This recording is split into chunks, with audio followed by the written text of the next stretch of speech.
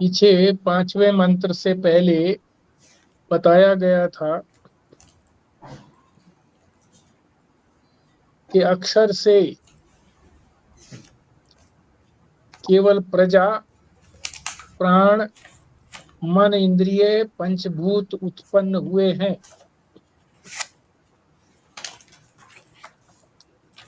यानी ये व्यक्ति की बात बताई।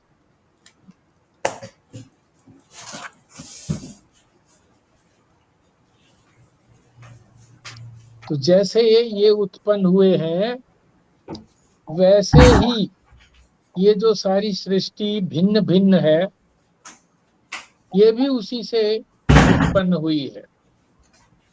प्राणियों के अतिरिक्त और भी तो हैं। पेड़, पहाड़, नदियां, ये सब हैं। तो ये अगले 5 मंत्रों में, यानी 5 से लेकर के 9 तक,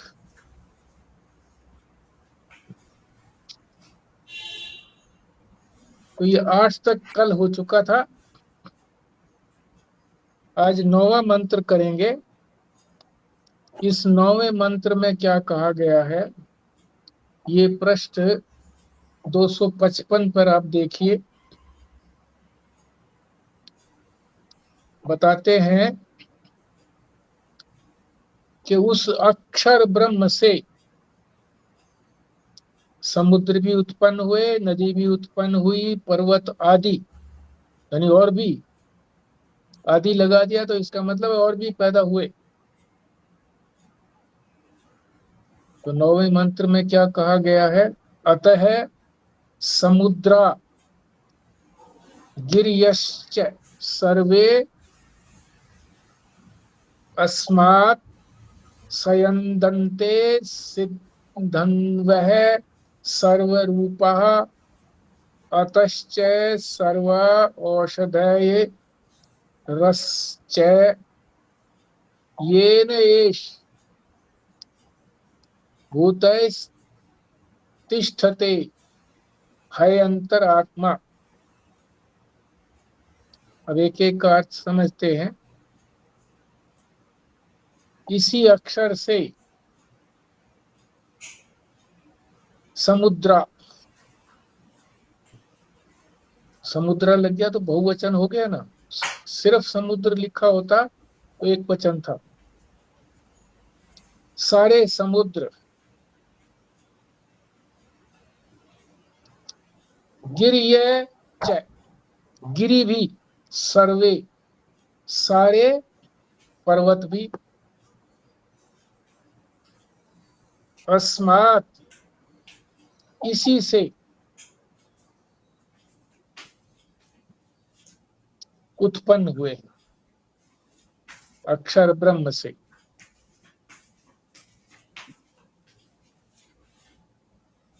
आगे कह रहे हैं, संयंदन्ते सिंधव सर्वरूपा, अनेक रूपों वाली, सिंधव माने नदियां,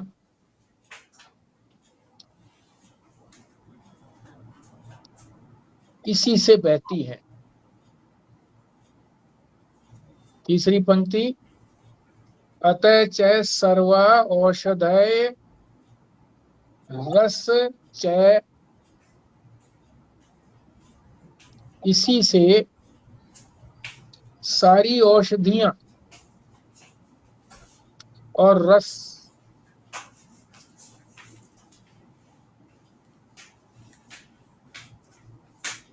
उत्पन्न हुए हैं। किससे? अक्षर ब्रह्म से।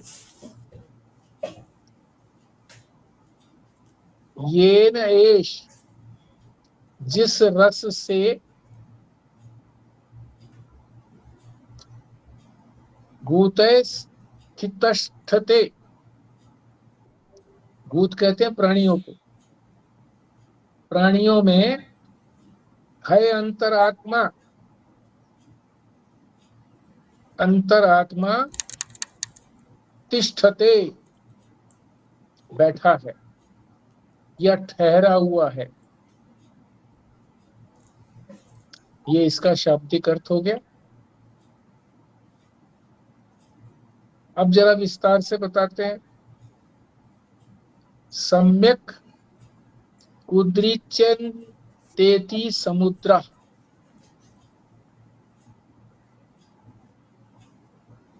जो बहुत उछले, उद्रिच उछले, जिसमें ज्वार भाटा आता रहे।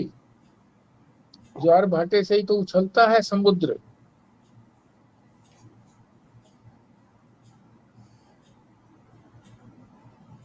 वो समुद्र है।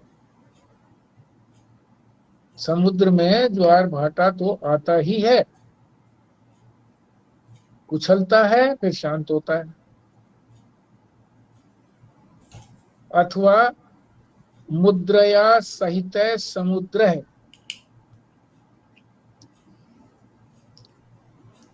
या जिसकी दो मुद्राएं हैं। मुद्राएं का मतलब है दो तरह का कार्य है। क्या? शांत और चंचल।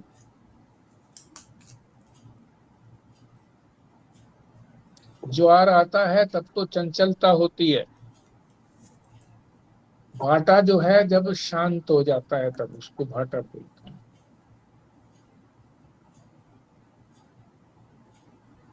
यहाँ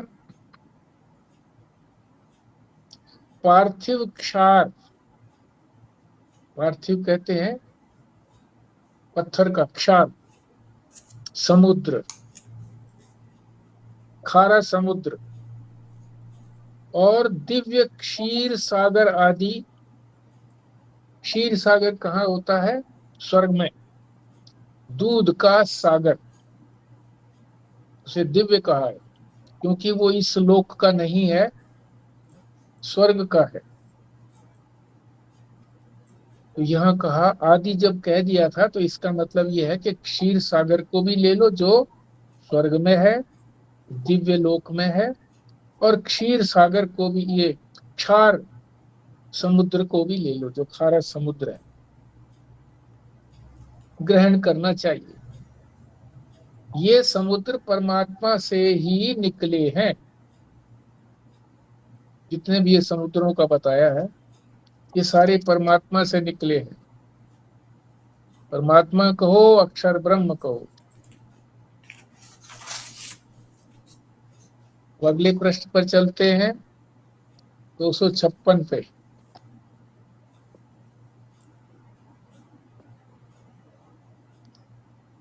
अब ये पर्वत की बात बता रहे हैं। अभी समुद्र की बताई थी, अब पर्वत की बात।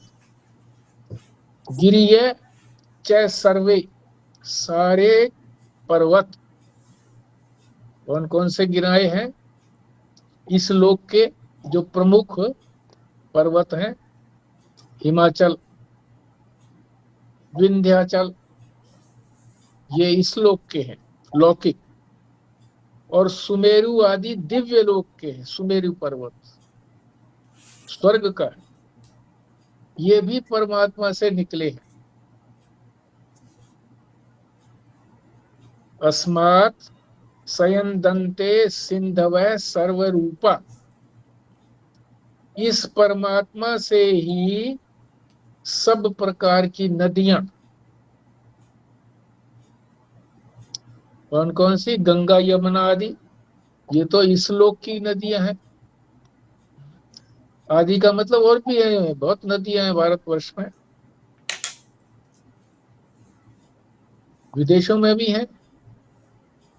तथा दिव्य नदियां भी निकली हैं और बहती हैं, इसी परमात्मा से निकली हैं, बहती हैं। हम समझते हैं कि ये पर्वतों से निकली हैं। पर्वतों पर वर्षा होती है तो नदियों में पानी आता है, या बर्फ जमी होती है, गर्मी में पिघलता है, बर्फ पिघलती है तो पानी आता है। हम तो यही समझते हैं, पर यहाँ तो अंतिम बात बता रहे हैं कि ये तो बीच की बात है। परमात्मा से ही, जब पर्वत भी परमात्मा से बने हैं वर्षा भी परमात्मा से होती है, बर्फ आदि जमती है वो भी परमात्मा के कारण है कि जब तापमान बहुत कम हो जाता है तो बर्फ जमती है।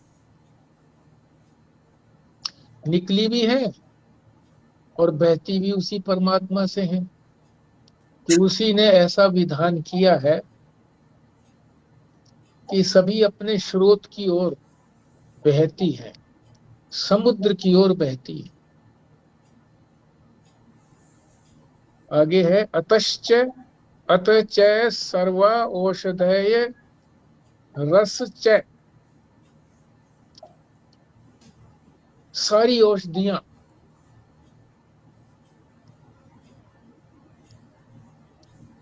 हर चीज जो है वो औषधि है। संसार में ऐसा कोई वृक्ष, लता या तृण, तिनका नहीं है जो किसी न किसी रोगी की दवा न हो।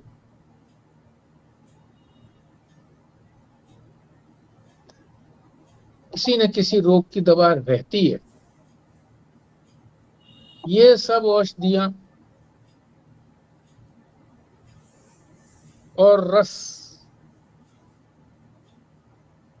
औषधियों से रस बनता है ना, या धातुएं, औषधियां धातु वाली भी तो है। ये तो हो गई ना प्लांट वाली, पौधों की, वृक्षों की। और जो धातुएं हैं उनसे भी तो औषधियां बनती हैं, वो भी सारी परमात्मा से निकली है। औषधि दोषानुदत्ते गुणा नीति औषधि ही।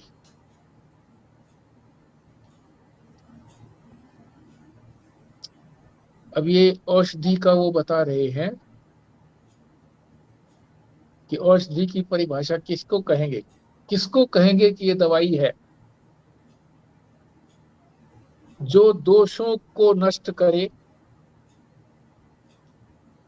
दोषानुधत्ते, दोषों को धता बता दे, हटा दे दोषों को, बीमारी को, और गुणों की स्थापना करे, स्वास्थ्य प्रदान करे, उसे औषधि कहते हैं। फिर आगे बता रहे हैं, फिर वही औषधि की भी बात आ गई। न मंत्रम अक्षरम किंचित नानौषधि वनस्पति, ऐसा कोई अक्षर नहीं है जो मंत्र ना हो।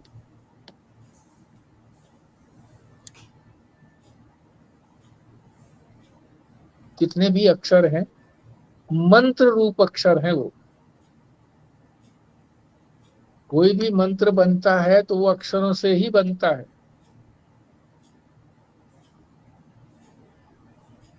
किंचित नानौषधि वनस्पति, ऐसी कोई वनस्पति नहीं है जो औषधि ना हो, दवा ना हो। पहले भी बताया था ये कि कोई भी ऐसा नहीं है जो औषधि ना हो। आगे और बात बता रहे हैं, पुरुष की बात बता रहे हैं। अयोग्य है पुरुष है न अस्ति, ऐसा कोई पुरुष नहीं है जो बिल्कुल अयोग्य हो, यानी किसी भी काम का ना हो। और यहाँ पे कुछ न कुछ काम, पुरुष का मतलब व्यक्ति है क्या? हाँ हाँ हाँ,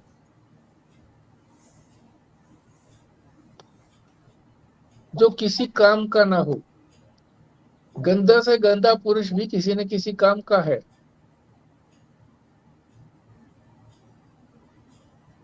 किंतु इनका ठीक प्रयोग करने वाला दुर्लभ है, प्रयोगता तत्र दुर्लभ है। ऐसे व्यक्तियों का प्रयोग जहां जरूरत पड़े वहां करना चाहिए। ऐसा व्यक्ति कम मिलता है जो इनको पहचान करके कि जो निकम्मा से निकम्मा जिसको कह देते हैं उसका भी सदुपयोग कर पाए। ऐसा व्यक्ति दुर्लभ, बहुत कम मिलता है व्यक्ति ऐसा जो गंदे से गंदे व्यक्ति से कोई काम ना ले पाए। येन एष भूतैस्तिष्ठते हय अंतरात्मा। येन एष औषधियां और रस,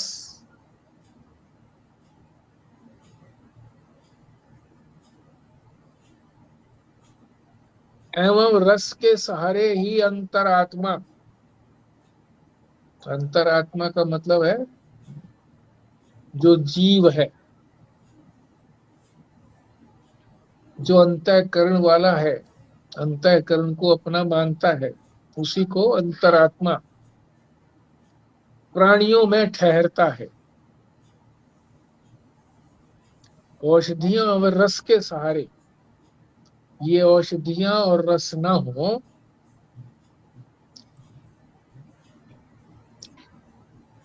तो मनुष्य या जीव, कोई भी जीव, मनुष्य की ही बात नहीं है, कोई भी जीव, पशु पक्षी कीट पतंग, सभी इस रस के सहारे,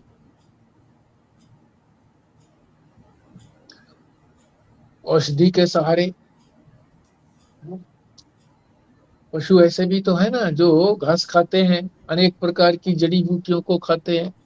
बकरी जो है वो कीकर की, जिसमें कांटे लगे होते हैं, उसके पत्तों को भी खाती है। ऊंट भी खाता, किसी और चीज को खाता है, हाथी भी खाता है इसी तरह से। इतना बड़ा प्राणी होने के बाद भी वो वेजिटेरियन है, हाथी।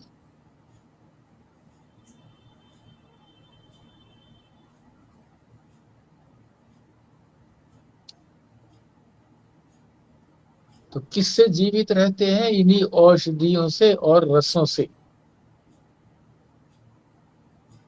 तो इसमें औषधि का मतलब पहले एक बार ये भी बताया था कि जो एक सीजन तक रहती हैं फिर समाप्त हो जाती हैं। सारे अन्न, तो अन्न भी लगा लो और जड़ी बूटियां भी लगा लो।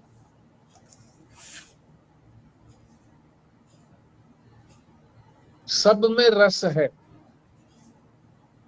कौन भरता है रस? चंद्रमा। औषधि, अच्छा ये बात स्थूल देह की प्रधानता से कही गई है। स्थूल देह, स्थूल देह हमारी तभी तक रहती है जब तक इसको अन्न, अन्न में तो रस है, अन्न और औषधियां मिलती रहे, रस मिलता रहे, तभी तक जीव जो है, ये प्राण जो है वो बना रहता है। प्रधानता से कही है, स्थूल देह की प्रधानता से। सूक्ष्म देह की बात नहीं आई है, स्थूल देह। औषधि एवं रस रूप भोजन, रस रूप भोजन यही हो गया ना, अन्न आदि, जो भी कुछ चावल वगैरह जो भी कुछ खाते हैं। और औषधियां, ये भोजन और जल प्राप्त होता है, तब स्थूल देह में जीवन रहता है, तभी ये स्थूल देह बनी रहती है।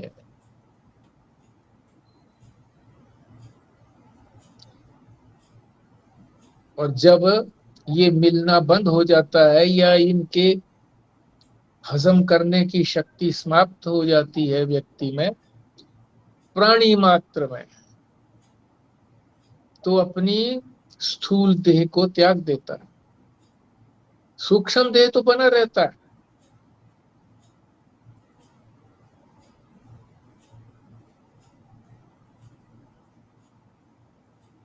तब स्थूल देह में जीवन रहता है, अन्यथा नहीं रहेगा। तो ये हमारा 9वां मंत्र जो परमात्मा से, विश्व रूप पुरुष से चराचर जगत, चेतन जगत यानी जीव प्राणी और अचर जड़, ये सब पैदा हुए।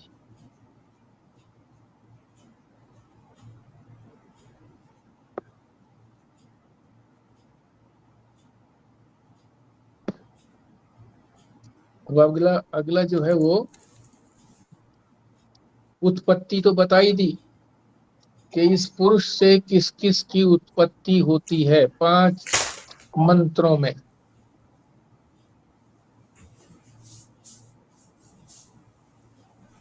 अब अविद्या नाश की बात बताएंगे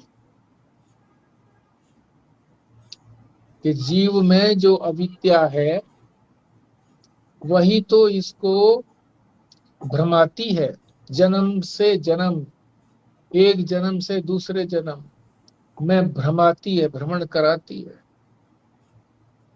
दुख देती है।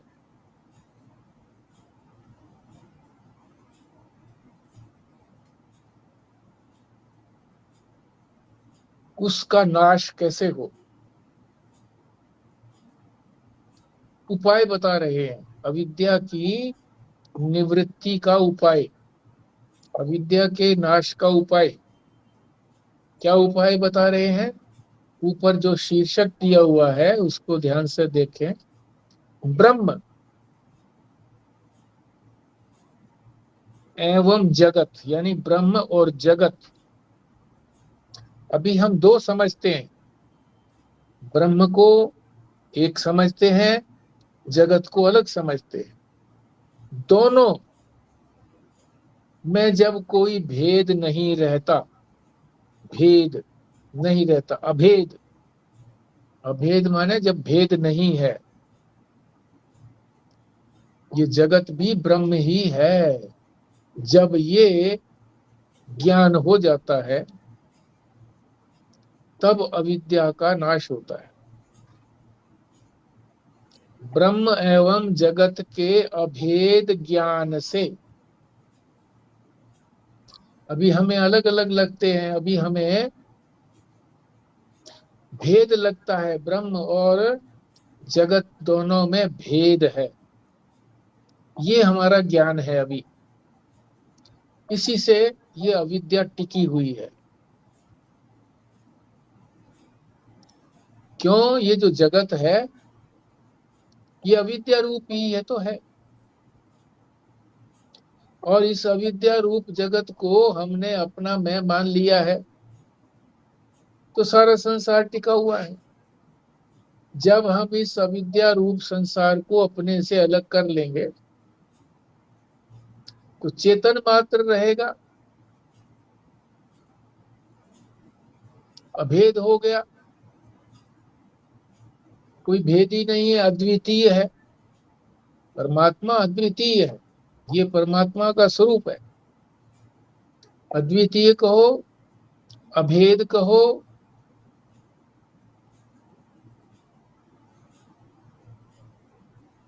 आगे चलते हैं। ये जो पीछे बताया कि सारी सृष्टि, सृष्टि माने जो भी कुछ बना है सबको ले लिया, जो भी 5 श्लोकों में कहा गया है वो सब पिछले 5 श्लोक में परमात्मा से उत्पन्न हुई, ये बात हमने समझी है। तो ये क्यों कहा गया ऐसा, क्या प्रयोजन है इसका? ये जानने से क्या फल मिलेगा कि परमात्मा से सारी सृष्टि उत्पन्न हुई, तो सृष्टि कहाँ रहेगी फिर? जो किसी से उत्पन्न होता है तो उत्पन्न होने वाली चीज जिससे उत्पन्न हुई है उसी के सहारे तो है। मिट्टी के सहारे ही तो मिट्टी के खिलौने बर्तन आदि हैं, तो उसी से निकले हैं। तो सब कुछ मिट्टी ही है, जितने खिलौने बर्तन आदि है सब मिट्टी ही है। जितने गहने हैं वो सब स्वर्ण ही हैं।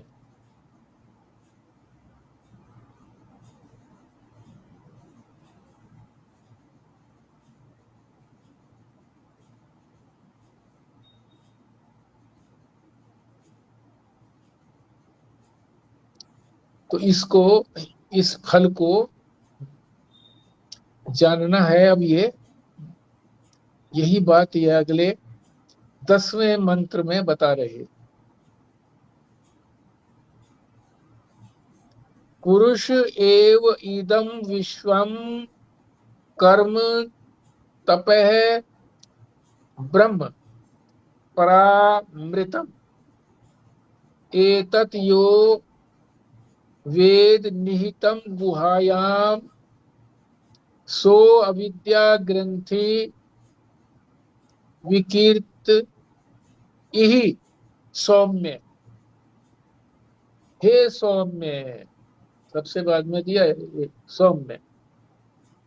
सौम्य का मतलब है शीतल, प्रसन्नता देने वाला। इसका अर्थ बाद में लिखा हुआ है यहाँ पर। तो क्या कह रहे हैं? पुरुष एव इदं विश्वम, ये सारा विश्व, विश्व कहो, जगत कहो, संसार कहो, कर्म और तप पुरुष ही है, पुरुष से अतिरिक्त नहीं है, परमात्मा से अतिरिक्त नहीं है। जो भी इसके अंदर कर्म होते हैं, तप होता है, तो इसी से तो उत्पन्न हुए, वही तो तप करेगा,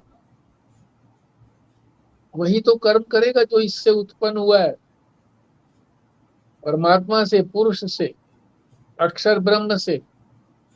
तो उससे अलग कैसे हुआ?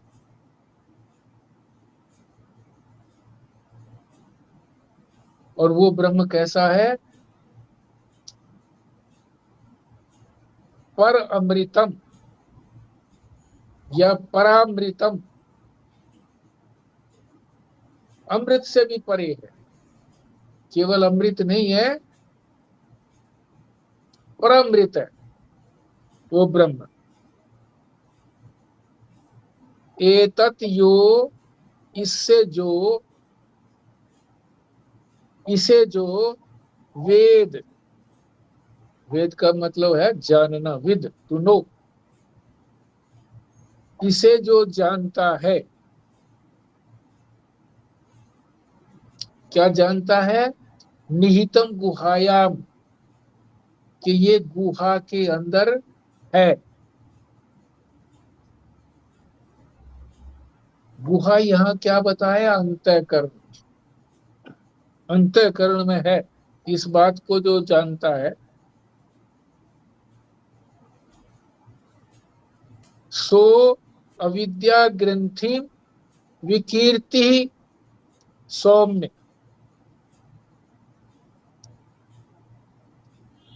हे सौम्य, इसे जो अपने अंतःकरण में स्थित जानता है।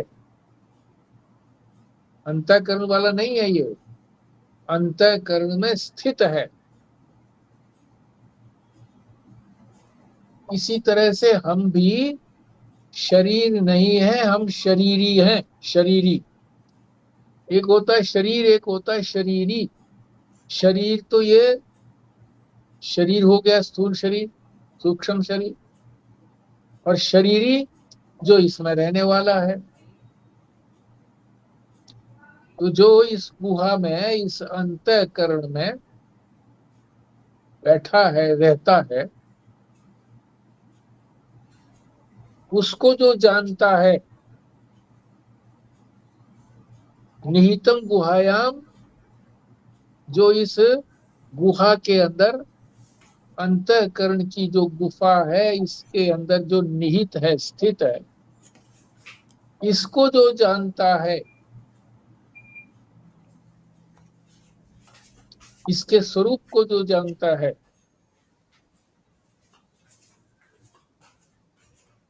सो अविद्या ग्रंथि विकीरत इह माने इसी लोक में। ये नहीं कि उस तत्व को अब जाना इस लोक में और परलोक में जाकर के अविद्या की ग्रंथि कटेगी। परलोक में जाकर के मोक्ष होगा ऐसा नहीं है। यही इसी लोक में विकीर्त काट देता है ग्रंथि को। अविद्या ग्रंथि अविद्या ग्रंथिम विकीरत इसी लोक में काट देता है जहां उस तत्व का ज्ञान हुआ, उस ब्रह्म का ज्ञान हुआ जो अंतःकरण रूपी गुफा में बैठा हुआ है। उसके स्वरूप को जान लिया, सच्चिदानंद अनंत और प्रत्यक मेरे से अन्य नहीं है, ऐसा जिसने जान लिया और पूर्ण कटा भी नहीं है, ऐसा जिसने जान लिया उसकी इसी लोक में यही की यही अविद्या रूपी गांठ खुल जाती है, कट जाती है।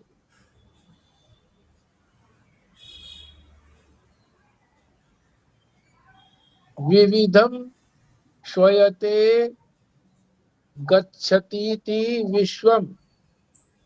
विविधम यानी नाना प्रकार से, जो नाना प्रकार से चलता है।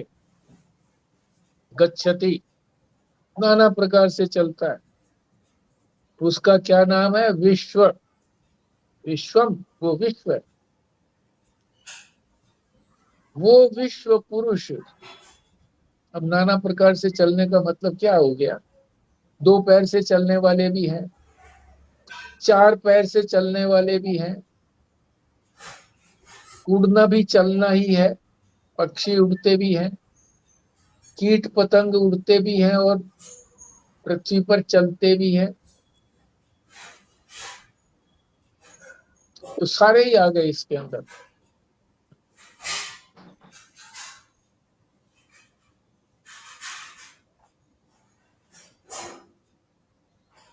जो नाना प्रकार से चलता है उसका नाम विश्व है। वह विश्व पुरुष एव इदम, ये पुरुष ही है।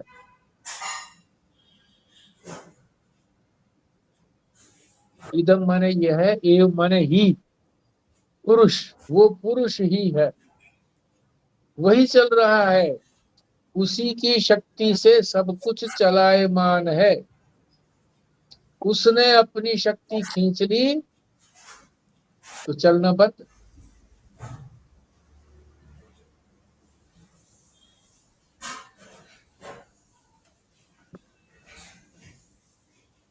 अपना आत्मा ही विश्व है।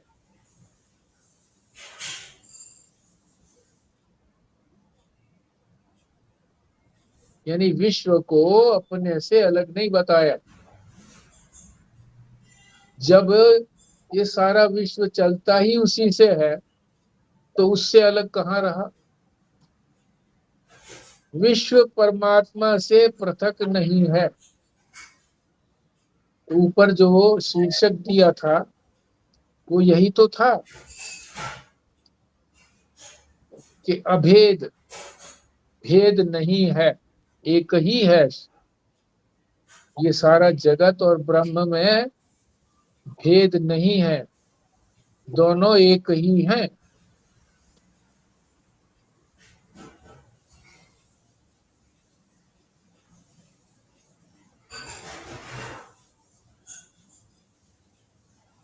आगे चलते हैं 258 पृष्ठ पर।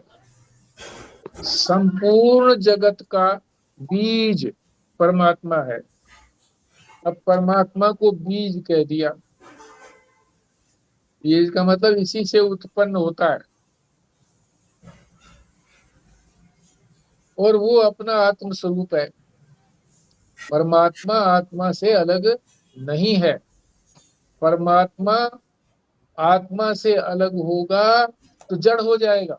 इस बात को ध्यान से सुनो।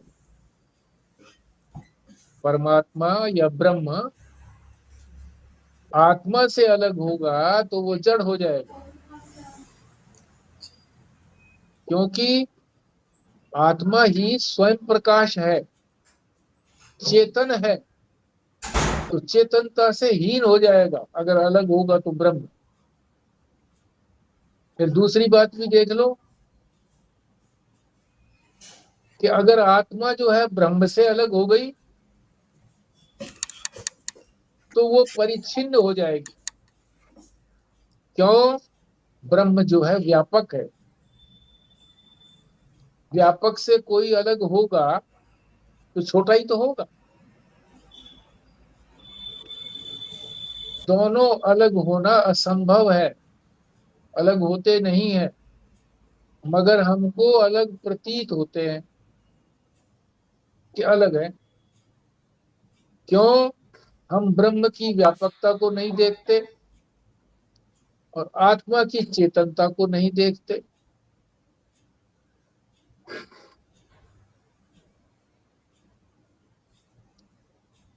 व्यापकता का मतलब अनंतता,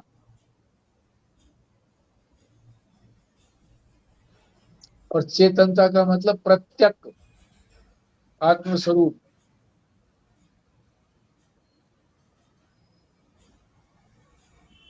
जब ये जान लेते हैं तो आत्मा जो है, जो प्रत्यक आत्मा है, वो व्यापक भी हो जाती है। और जो व्यापक है ब्रह्म, वो फिर जड़ नहीं रहता, वो भी चेतन हो जाता है। तभी तो ये सारा संसार भी चेतन कहा जाता है। जब इन दोनों की एकता हो जाती है तो चेतन से अतिरिक्त कुछ बचता ही नहीं है। सब व्यापक जो है वो चेतन है, और फिर कोई छोटा रहता ही नहीं। अभी तो आत्मा, अभी तो हम अपने आप को, मैं को ब्रह्म से अलग मानते हैं, तो हम छोटे हैं। जब एकता हो जाएगी तो परिच्छिन्नता समाप्त हो जाएगी, और ब्रह्म जो है वो चेतन हो जाएगा, क्योंकि दोनों के गुण आपस में एक दूसरे से मिल जाते हैं। गुण ये अलग नहीं है।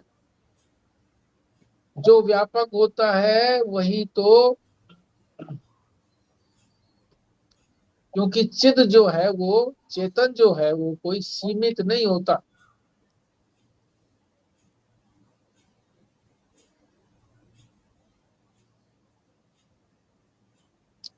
तो क्या कह रहे हैं कि संपूर्ण जगत का बीज परमात्मा है। अभी पीछे आया ही था कि उसी से उत्पन्न हुआ है, और वो अपना आत्म स्वरूप है। सारा जगत हमारा अपना आत्म स्वरूप ही तो है, चेतन ही तो है। अब इसमें जो बीज की बात आई, बीज, ब्रह्म में कोई बीज तो है नहीं। ब्रह्म से तो उत्पत्ति होती नहीं है। तो उत्पत्ति किससे होती है? जो ब्रह्म की उपाधि है माया, उपाधि से है। बीज की कल्पना उपाधि से की गई है कि ब्रह्म में जब उपाधि आती है माया की, तब वो माया उत्पन्न करती है सारा संसार। इसलिए इसको बीज कह देते हैं। ये कल्पना है।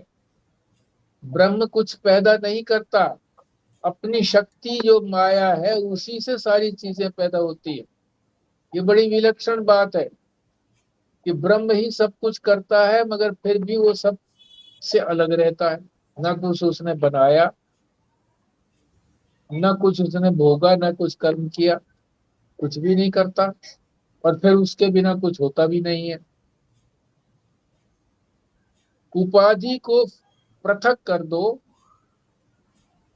तो जो आत्मा है वही परमात्मा हो गई। उपाधि क्या थी परमात्मा की? माया। माया को अलग कर दो तो आत्मा और परमात्मा एक हो गए। आगे चलते हैं। कर्म और तप और ज्ञान, तीनों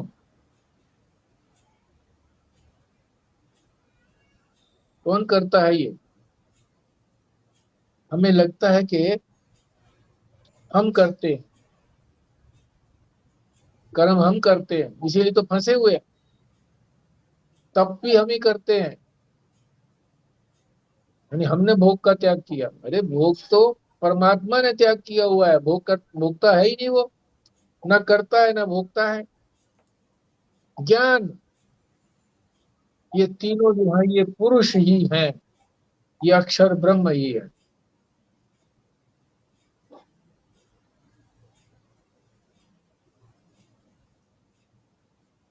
कर्म, तप और ज्ञान, ये पुरुष से अलग नहीं है, परमात्मा से अलग नहीं।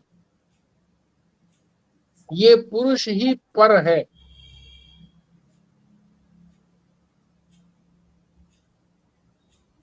अमृत है और ब्रह्म है।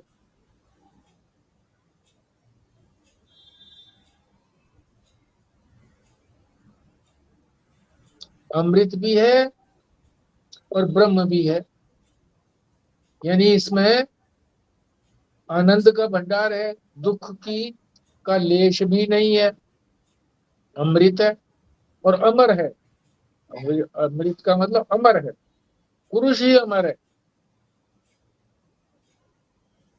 है हम भी अमर। क्योंकि हमने अभी कभी भी अपने आप को मैं नहीं हूं ऐसा हमने कभी अनुभव ही नहीं किया कि मैं नहीं हूं। कोई भी अवस्था हो, जागृत हो, स्वप्न हो, सुषुप्ति हो, तीन ही अवस्थाओं में तो व्यक्ति होता है प्रधानतया, और तीनों में वो रहता है। उसने ये अनुभव नहीं किया कि मैं नहीं हूं, सुषुप्ति में भी अनुभव नहीं किया कि मैं नहीं हूं।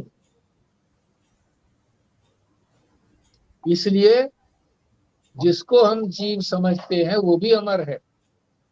जीव का वास्तविक स्वरूप जो है वो भी अमर है, परमात्मा ही है।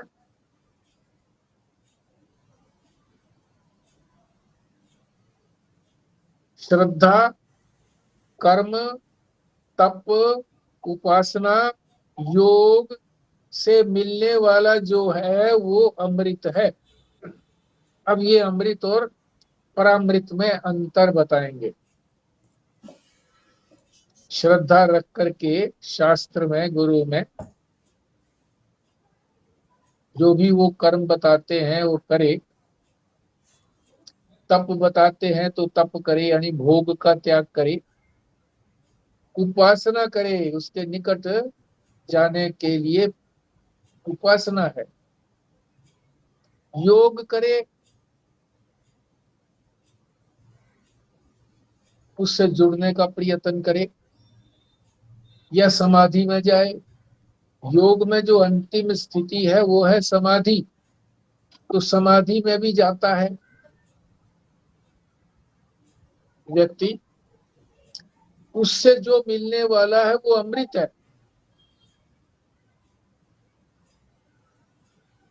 कर्म करेगा कोई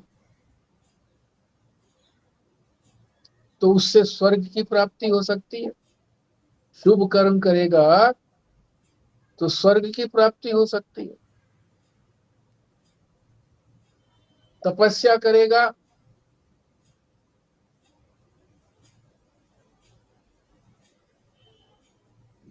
भोग का त्याग करेगा तो वैराग्य की प्राप्ति होगी। उपासना करेगा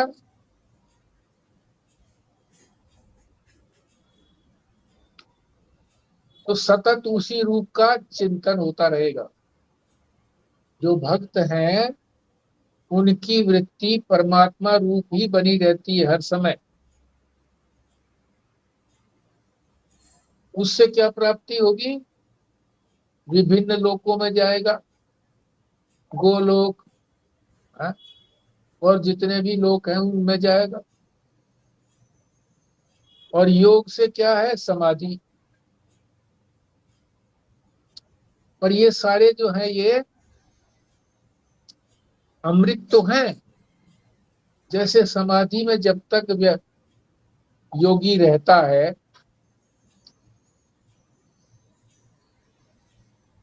उसमें अज्ञान नहीं होता, आनंद में रहता है। पर जहां समाधि से उठा फिर विक्षेप हो गया। योग से विक्षेप की शांति होती है। जो अंतःकरण है हमारा वो चंचल रहता है, वो शांत हो जाता है। और शांत होने पर हमें अपने स्वरूप को की दर्शन होते हैं। परंतु जब उठते हैं, संसार में आते हैं, तो फिर वही विक्षेप हो जाता है। अमृत तो है, पर कब अमृत है? जब समाधि में है तब अमृत है। परम अमृत नहीं है कि किसी भी अवस्था में हो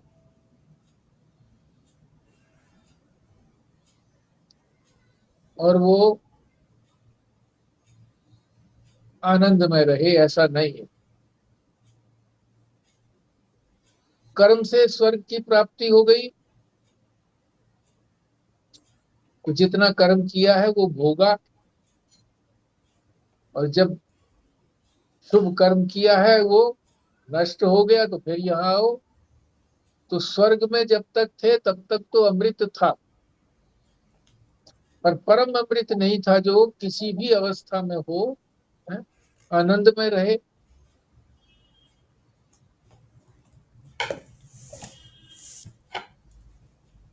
उपासना में भी इसी तरह से है। परमात्मा की वृत्ति, परमात्माकार वृत्ति बनी रहती है। और फिर उसी परमात्मा के लोक में जो विभिन्न लोक है वहां चला जाता है,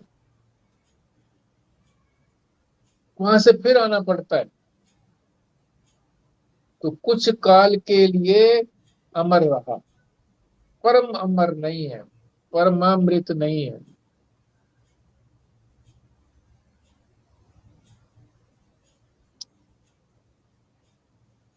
ठीक है, वो अमृत तो है। और ये पुरुष जो है परमामृत है, परम अमृत है। इस पुरुष के ज्ञान होने से फिर कभी भी लौट करके नहीं आना पड़ता, अमर हो जाता है। अभी भी है अमर, बस इस पुरुष का ज्ञान ही तो करना है,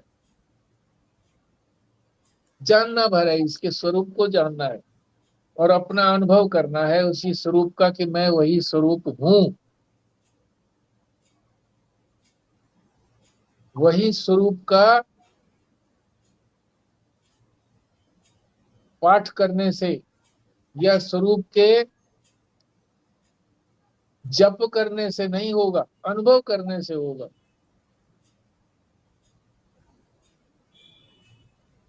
इस अमृत तत्व की सत्ता से ही, इसलिए भी इसको अमृत कहा गया, परामृत कहा गया है, क्योंकि इसी की सत्ता से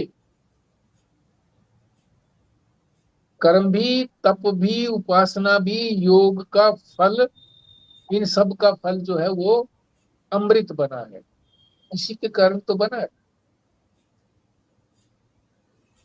तो इसी से अमृत भी है और ये परामृत भी है। इसको जान लिया तो ये परामृत है। और इसको नहीं जाना और प्रयत्न किया शास्त्र के अनुसार, तो अमृत की प्राप्ति तो होती है पर परामृत की प्राप्ति नहीं होती। अब सौम्य को बता रहे हैं। सौम्य कहते हैं चंद्र आह्लाद स्वरूप है। चंद्रमा जो है वो प्रसन्नता देता है। रात्रि में चंद्रमा की चांदनी खिली हुई हो तो उस चांदनी में टहलने को मन करता है। वो चांदनी तीखी नहीं है, चांद को देखो तो आंखें चौंधियाती नहीं है, बड़ी सौम्य है, किरणें हैं। और चंद्रमा ही सारी औषधियों के अंदर रस भरता है।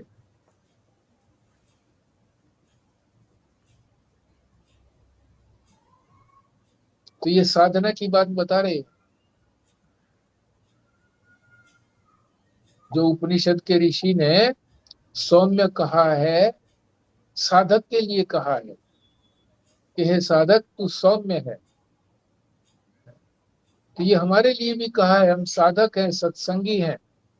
तो कहा है कि सत्संगी ऐसा होना चाहिए कि दुखी लोगों के मध्य जाए तो सब प्रसन्न हो जाए। रात्रि की चांदनी में मन उदास हो तो घूमे फिरेंगे तो मन शांत हो जाता है, विक्षिप्त हो तो शांत हो जाता है। तो इसी तरह से कह रहे हैं कि साधक को, सत्संगी को दुखी लोगों के बीच में जाए तो वो प्रसन्न हो जाए। और इसका बड़ा उदाहरण दे रहे हैं, बहुत सटीक उदाहरण। महाराज जी कह रहे हैं कि हम कई मित्र एक स्थान पर बैठे थे, महाराज जी के मित्र बहुत है, जो भी इनके संपर्क में अधिक रहा उसके साथ जो था वो आत्मीयता हो गई और मित्रवत व्यवहार करने लगे। इकट्ठे बैठे हुए थे, एक महात्मा वहां आए, उनको आते देखकर हम सब खड़े हो गए। सम्मान तो करना ही चाहिए ना महात्मा का, जब कोई आता है, श्रेष्ठ पुरुष आता है तो खड़े होकर के उसका स्वागत करना चाहिए। तो वो क्या बोले, बैठो बैठो, मनुष्य ही तो आया है, कोई भूकंप तो नहीं आया जो उठ करके खड़े हो गए हो। तो ये कितनी हंसी की बात है कि आदमी तो आया है, भूकंप तो नहीं आया। तो सब हंस पड़े।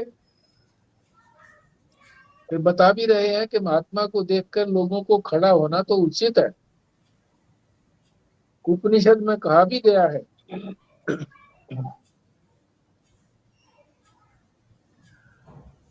कि कोई महापुरुष आता है तो उसके स्वागतार्थ सूक्ष्म देह में प्राण ऊपर उठते हैं। सूक्ष्म देह में प्राण, प्राण सूक्ष्म है तो प्राण उठते हैं। प्राण उठेंगे तो शरीर भी अगर उठेगा उसके साथ तो बैलेंस बराबर रहेगा। अगर प्राण तो उठे और शरीर बैठा रहे तो बैलेंस नहीं रहता। स्थूल देह साथ में उठे, सूक्ष्म देह में प्राण ऊपर उठे, प्राण जो है सूक्ष्म देह का अंग है ना, और स्थूल देह साथ में उठे तो प्राणों का संतुलन बना रहता है। स्थूल देह न उठे तो संतुलन बिगड़ जाता है, बैलेंस नहीं रहता। इसी बात को मनुस्मृति में कहा गया है। क्या कहा है, ऊर्ध्वम प्राणाः उत्क्रामंती, प्राण जब ऊपर उठते हैं, यू न स्थिर स्थविर आगते,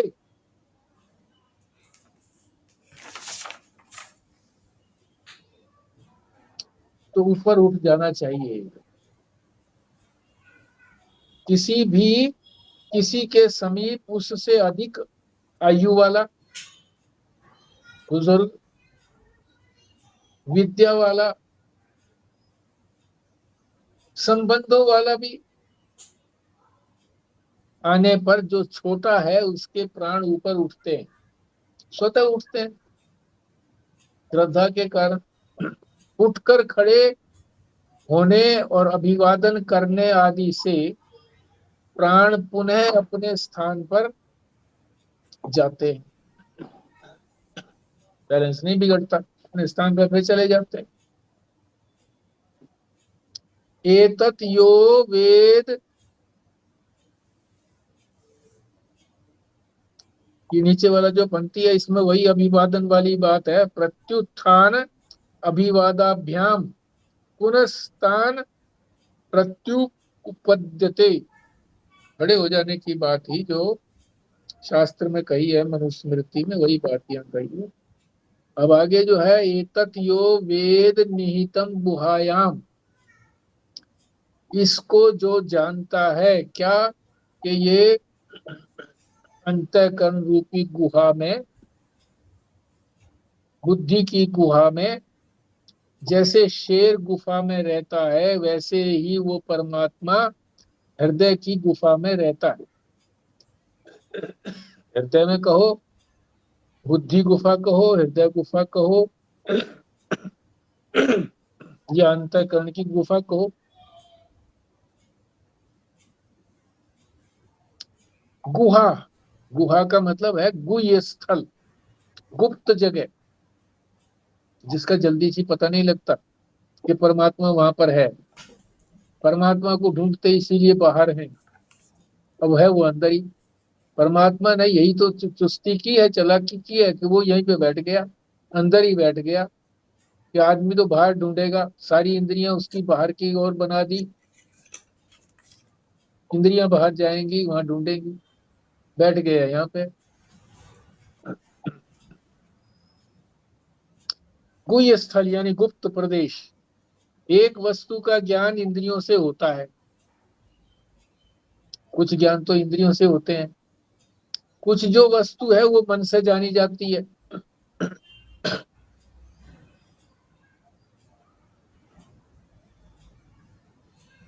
किंतु हम ऐसे अंतरतम प्रदेश में, कुछ ऐसे पदार्थ हैं जिनका ज्ञान हमको साक्षी को ही होता है।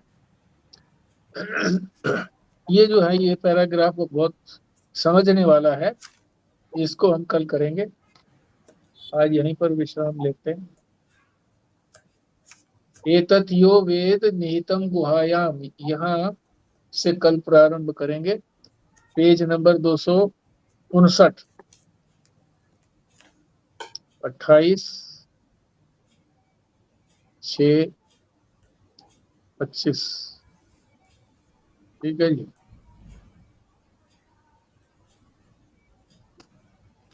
पुराना जी पूर्णाहुति करिए जी।